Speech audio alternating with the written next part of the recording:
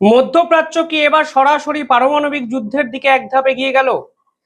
এমন এক ঘটনা এবার মধ্যপ্রাচ্যে ঘটলো, তা কিন্তু গোটা বিশ্বের পরিস্থিতিকে রীতিমতো উত্তপ্ত করে দিল। আরব আমির শাহির আকাশে কালকে এক ভয়াবহ রাত কিন্তু নেমে এলো ইরানের হামলার ফলে। এবং এই হামলাটি চালানো হয়েছে এমন একটি জায়গায় যা কিন্তু গোটা বিশ্বের জন্যই অত্যন্ত ভয়ঙ্কর কিছু নিয়ে আসতে পারে বলে বিশেষজ্ঞরা মনে করছেন। ইম্পর্টেন্ট বিষয় কি জানেন?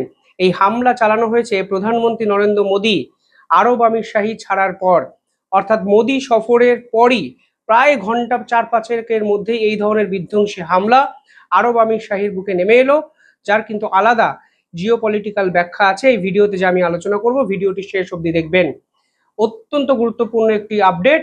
এবং এই ভিডিও নিয়ে আপনাদের কি মত কমেন্টে জানাবেন, এবং চ্যানেলটি ভালো লাগলে একটু সাবস্ক্রাইব করে রাখবেন। কালকে সংযুক্ত আরব আমিরাতের যে রাত, তা কিন্তু গোটা বিশ্বের কাছেই রীতিমতো এক অভূতপূর্ব অন্ধকারকে নিয়ে এলো।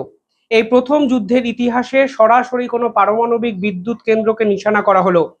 আবুধাবির বারাকাহ নিউক্লিয়ার পাওয়ার প্ল্যান্ট অত্যন্ত গুরুত্বপূর্ণ একটি জায়গা, যেখানে আছড়ে পড়ল ড্রোন। আর এই ঘটনা রাতারাতি গোটা বিশ্ব এবং মধ্যপ্রাচ্যের ভূ রাজনীতিকে সম্পূর্ণভাবে বদলে দিল।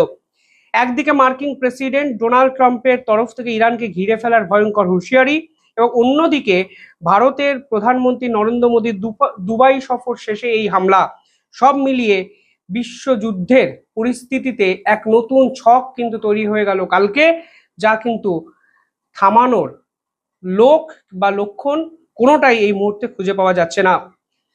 ঘটনার সূত্রপাত রবিবার রাতে। সংযুক্ত আরব আমিরাতের প্রতিরক্ষা মন্ত্রক হঠাৎ করে একটি বুলেটিনে জানায় যে তাদের দেশের পশ্চিম সীমান্তে 3টে শত্রু ড্রোন আকাশ সীমায় প্রবেশ করেছে। হাই অ্যালার্ট জারি করা হয় বিমান প্রতিরক্ষা বাহিনীতে। ইউএইর অত্যাধুনিক এয়ার ডিফেন্স সিস্টেম তৎক্ষণাৎ সক্রিয় হয়ে ওঠে এবং আকাশে দুটি ড্রোনকে নিখুঁতভাবে ইন্টারসেপ্ট করে ধ্বংস করা হয়। কিন্তু বিপর্যয় পুরোপুরি এড়ানো সম্ভব হয়নি। তৃতীয় ড্রোনটি ডিফেন্সের নজর এড়িয়ে সরাসরি আঘাত আনে আবুধাবির $20 billion mega project Barakah nuclear power প্ল্যান্টের ঠিক বাইরে। প্ল্যান্টের ভিতরের মূল পরমাণু চুল্লিতে আঘাত না লাগলেও ড্রোনের আঘাতে প্ল্যান্টের ঠিক বাইরের দেওয়ালে বিশাল একটি বৈদ্যুতিক জেনারেটর মারাত্মকভাবে ধ্বংস হয় এবং ম্যাসিভ এক্সপ্লোশন বা বিস্ফোরণ কিন্তু এখানে ঘটে। দাউ দাউ করে আগুন জ্বলে ওঠে এবং আবুধাবির মিডিয়া অফিস দ্রুত বিবৃতি দিয়ে জানায় আগুন নিয়ন্ত্রণের পূর্ণ চেষ্টা তারা করছে।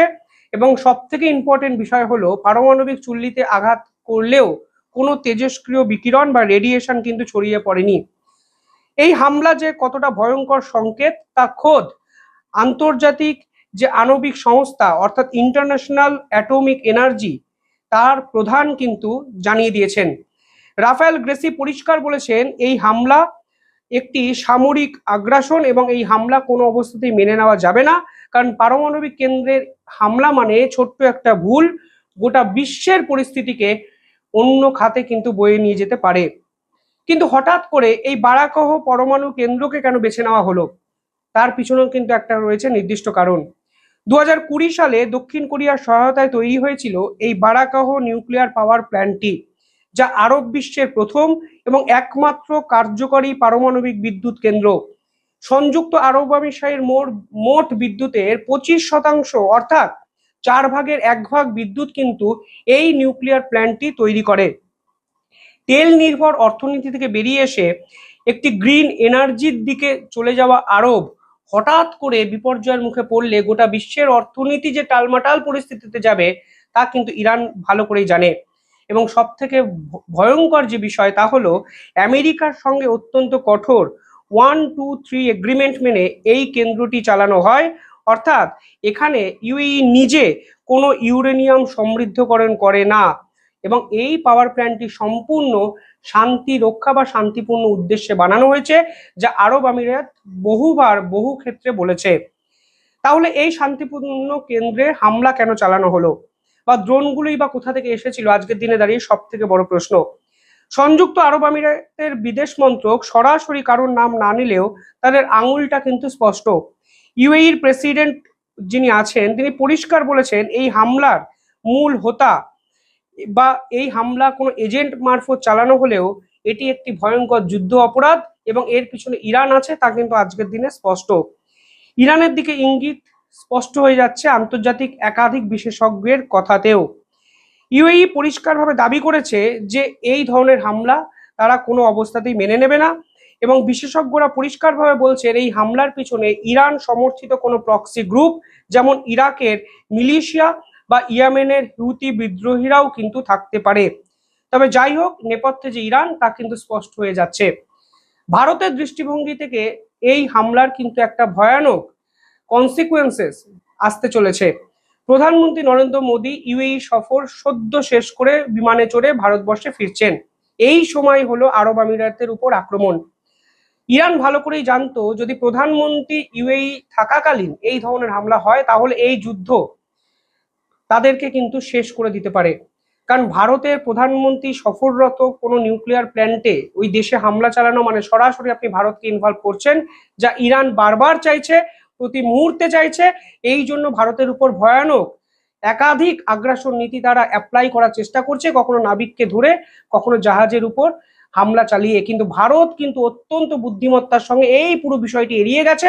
কারণ ভারত স্পষ্ট জানে যদি কোনো অবস্থাতেই ভারত এই যুদ্ধে ইনভলভ হয়ে যায় তাহলে এর এফেক্ট সরাসরি ভারতের অর্থনীতিতে এসে পড়বে এবং আমেরিকা ইরান দুপক্ষই কিন্তু লাভবান হবে যদি ভারত এই যুদ্ধ পরিস্থিতিতে সরাসরি ইনভলভ হয়ে যায়। প্রধানমন্ত্রী সে সময় ইউএইতে ছিলেন যখন এই হামলার পরিকল্পনা করা হয় তা কিন্তু আজকে স্পষ্ট। প্রধানমন্ত্রী ইউএই সফরে গিয়ে এমন কিছু চুক্তি করে এসছেন যা ভারতের ভবিষ্যতে একাধিক বিষয়, অন্তত 7টা বিষয় অত্যন্ত ভালো একটা ভবিষ্যৎকে নিয়ে আসতে পারে এবং মধ্যপ্রাচ্যে ইউএই ভারতের অত্যন্ত স্ট্র্যাটেজিক পার্টনার হয়ে উঠছে তা কিন্তু স্পষ্ট। কালকে ভারতের বিদেশ মন্ত্রকের পক্ষ থেকে বলা হয়েছে যে প্রধানমন্ত্রীর ইউএই সফর একটি হিস্টোরিক্যাল একটি সফর হতে চলেছে, অর্থাৎ ঐতিহাসিক সফর। এখানে যে চুক্তিগুলো ভারতের প্রধানমন্ত্রী করেছেন তা ভারতের জ্বালানি সংকটকে 100% দূর করবে। এখানে বলা হয়েছে ভারত এবং ইউএইর মধ্যে স্ট্র্যাটেজিক পেট্রোলিয়াম রিজার্ভ ওরিয়েন্টেড একাধিক চুক্তি হয়েছে এবং লিকুইড ন্যাচারাল গ্যাস এবং লিকুইড পেট্রোলিয়াম গ্যাস অর্থাৎ এলএনজি এবং এলপিজি এই গ্যাসের যে সংকট সেই সংকটজনক পরিস্থিতি থেকে বেরিয়ে আরব আমাদের পাশে এসে দাঁড়াবে এবং ভারত এবং আরব কান্ট্রি ইউএই তারা একত্রে মিলে ভারতের এনার্জি সিকিউরিটিতে জোর দেবে।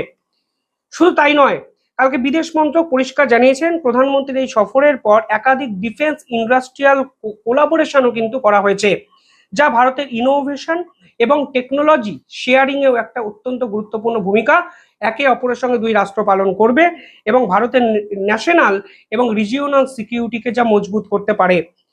পাশাপাশি এনার্জি সিকিউরিটির পাশাপাশি শিপিং, পোর্ট এবং কোস্টাল ইনফ্রাস্ট্রাকচার ডেভেলপমেন্টেও আরব এবং ভারত একত্রে কাজ করবে।